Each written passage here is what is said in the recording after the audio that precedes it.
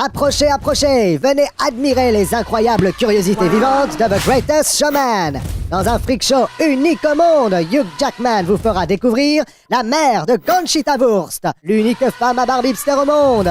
Le sosie de Mathieu Chédid, mais en très très gros. Tom Pouce et son interprétation grandiose du Napoléon. Mais également une jolie fille trapéziste avec les cheveux roses et un beau gosse qui tombe amoureux de la fille aux cheveux roses parce qu'elle est jolie. Et bien d'autres surprises encore, le tout évidemment en musique. Et oui, puisqu'il s'agit d'une comédie musicale. Hugh Jackman n'en est d'ailleurs pas à son coup d'essai avec des shows à Broadway, mais également le film Les Misérables paru en 2012. C'est donc adieu X-Men et bonjour X-Factor. Alors, que vaut cette comédie musicale? Est-ce que ça vaut le coup d'aller le voir? On vous dit tout dans la kiff-histoire du film The Greatest Showman. Oh my god.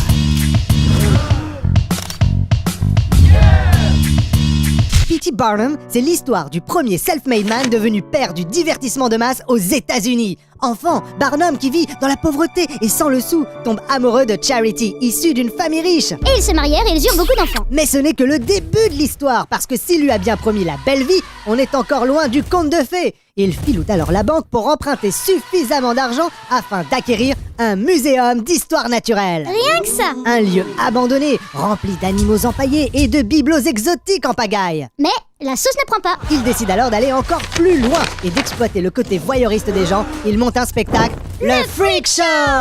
Il recrute les abandonnés, les laissés pour compte, ceux qui subissent l'exclusion sociale à cause de leurs différences. Il leur donne un but, fait de ces monstres bizarres des merveilles méconnues et uniques, et les réunit sur scène dans un show extraordinaire que personne n'avait jamais vu et où chacun a sa place. Et c'est déjà un succès, mais insuffisant pour lui.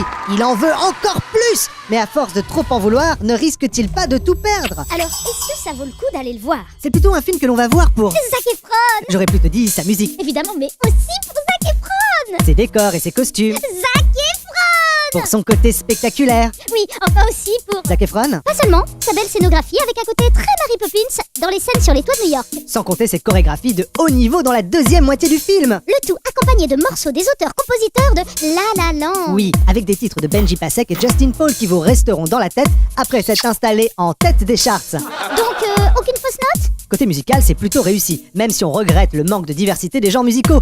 On n'a pas non plus compris qu'une chanteuse d'opéra chante un morceau de pop musique. Non, ça, on n'a pas compris. On n'a pas compris. Quant au scénario, il est assez lisse, sans réelles aspérités. On est plus dans le fantastique que le biographique, avec des lions au contact direct du public ou des éléphants en freestyle dans la rue. C'est une comédie musicale.